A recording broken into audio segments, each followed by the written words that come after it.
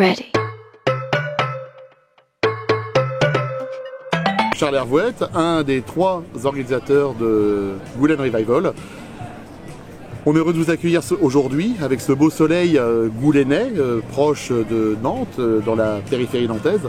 Donc Historic Auto organise donc Goulen Revival, le 2e du nom. On l'a déjà fait donc en 2022, donc 2023 c'est la 2e édition.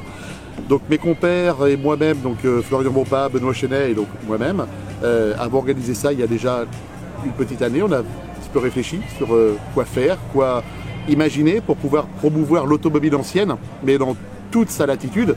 Ça va de la Twingo 1 à la Ford T de 1914 parce que on a des goûts éclectiques, on aime tous l'automobile, on a tous les mêmes jouets mais pas le même budget obligatoirement, donc il faut obligatoirement accepter tout le monde. Toutes les autos anciennes ont un intérêt à nos yeux.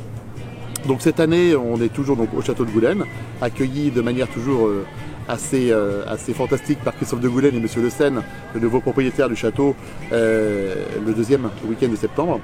Donc là, nous avons à peu près entre 250 et 300 véhicules anciens, entre 12 et 15 000 visiteurs à peu près, grosso modo. Donc sous un soleil qui au départ était un petit peu compliqué hier parce que la canicule était là. Aujourd'hui, il fait un temps super sain.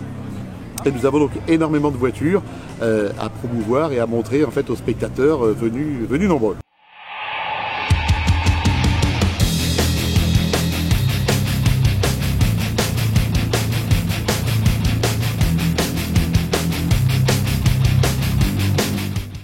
Je m'appelle Michel et donc je suis propriétaire de cette Ford Thunderbird 1957 appelée communément Baby Bird. Pourquoi? Parce qu'elle a une banquette 3 places, quoi. Et alors qu'à partir de 58, cette voiture a été plus fabriquée et ils ont changé la forme et mis en 5 places. Donc c'est une voiture donc, qui a été fabriquée que 3 ans, de 1955 à 1957, avec pour objet de concurrencer la Corvette C1 qui est sortie en 1954 et donc qui était un petit speeder de place aussi, et Chevrolet et Ford faisant pas mal de concurrence. Ford en 55 a sorti la Ford Thunderbird. Qui est équipé en fait de 2 versions moteurs, les 292 cubic inch et puis le 312 cubic inch. Celle-ci est équipée d'une 312 cubic inch et donc elle développe 245 chevaux. Ce qui laissait à l'époque les Corvettes C1 sur place, quoi.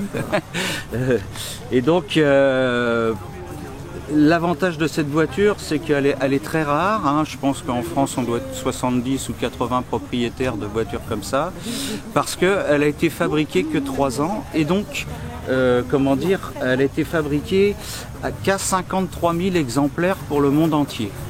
Ce qui fait que 53 000 exemplaires, c'est vraiment ridicule par rapport à l'échelle des États-Unis déjà.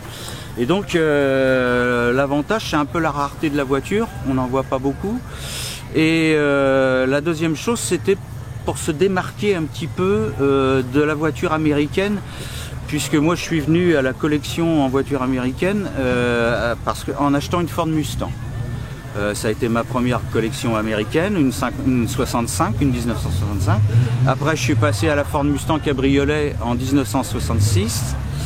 Et puis, quand on fait les rassemblements, à un moment de temps, on commence à en avoir un petit peu marre de voir que des Ford Mustang. Donc, le besoin de se démarquer se fait sentir aussi, et puis de toucher autre chose, bien sûr.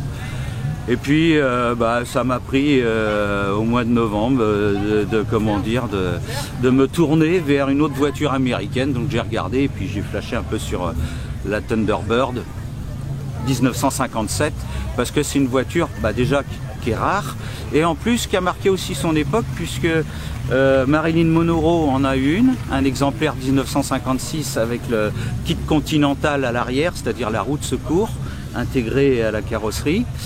Et puis des gens comme Marlon Brando, Robert Mitchum, tout ça, donc ça a marqué un petit peu cette époque, quoi.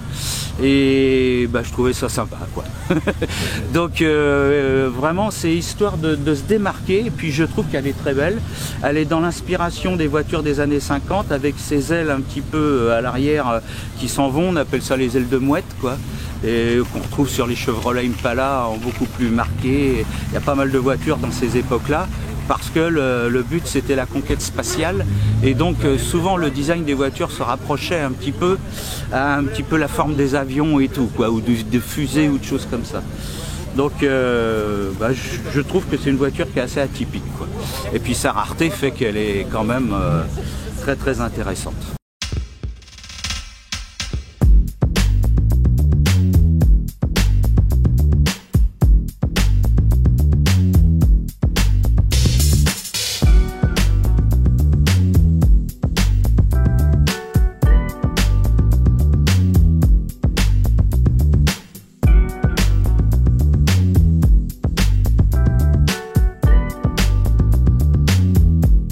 Bonjour, je m'appelle Didier. J'ai la joie de vous présenter une Jaguar Type E de 1968, une série 1, donc 6 cylindres, 265 chevaux. Le rêve de tout collectionneur de Jaguar, une Jaguar que j'ai acquise grâce à un ancien du membre qui ne roulait plus, et ce qui a fait, l'occasion ayant fait le larron, je me suis lancé et voilà, aujourd'hui cette voiture est impeccable. Maintenant, depuis 1968, elle a subi 2 restaurations qui ont été faites de fond en comble. La première a surtout été faite sur le moteur qui a été changé. Elle a été améliorée, on a mis des disques ventilés. On a mis des étriers Coppercraft, une ligne d'échappement en inox, etc. Et donc c'est une voiture qui est faite pour rouler au quotidien. Vous roulez tous les jours avec? Je ne roule pas tous les jours avec, mais je pourrais. Elle est faite pour rouler aujourd'hui sur autoroute ou même en ville, grâce à un ventilateur supplémentaire. Voilà. Et donc, et comment est venue cette passion pour la Jaguar Type E? Eh ben, au départ, je suis tombé en admiration d'une Jaguar XK8. Je suis rentré au club et en côtoyant tous les amoureux des Jaguars, et ça donne des envies. Donc, ce qui fait qu'aujourd'hui j'en ai 3 d'ailleurs.